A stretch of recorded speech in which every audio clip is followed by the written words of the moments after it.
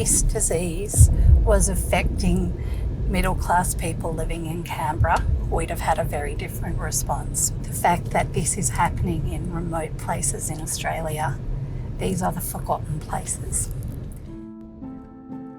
It's very hard to get rheumatic heart disease in Australia. I think one of the things we have to understand about heart disease, rheumatic heart disease in particular, is that it is increasingly a disease of poverty and postcode disadvantage. This is why our First Nations communities suffer it most.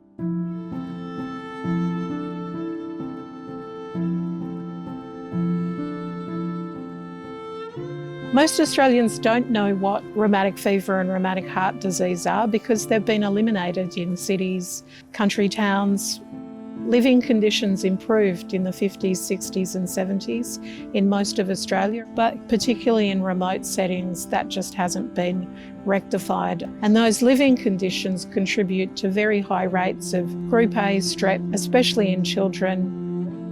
Poor housing, poor sanitation, this is what leads to the environment in which the Strep A bacteria can thrive. That leads to acute rheumatic fever. And acute rheumatic fever, if you get it enough, leads to rheumatic heart disease, which is the damaging of the valves in your heart.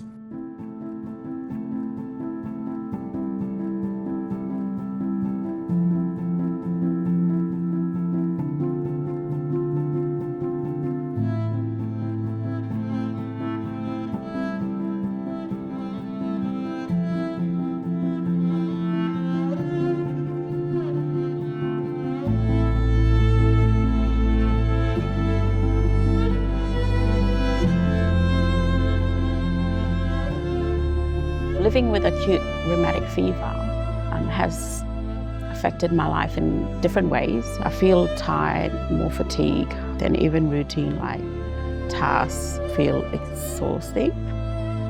The shortness of breath or the fatigue, it's there, you know, it's there, it's always there. Growing up with it, it was just horrible. The headaches, the lack of energy, sick all the time, you know, it's your birthday, you're sick. Christmas, you're sick. You're going away on a family trip, you're sick.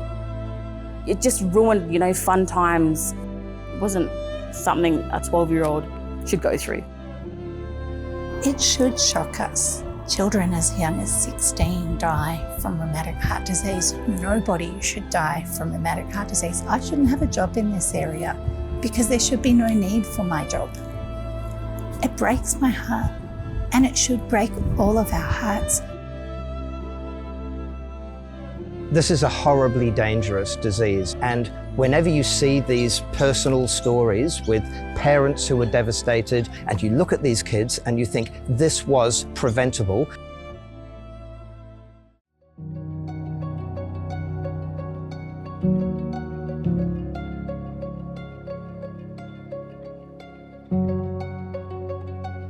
the biggest thing we've got is the remote laundries. These are facilities that are run by First Nations communities. It's 4 washers, 4 dryers in a shipping container. They heat the water up to 50 degrees. They put hydrogen peroxide in the water, and it manages to get rid of that cocktail of infections around strep. There are simple things that everyday Australians can do to help end these diseases.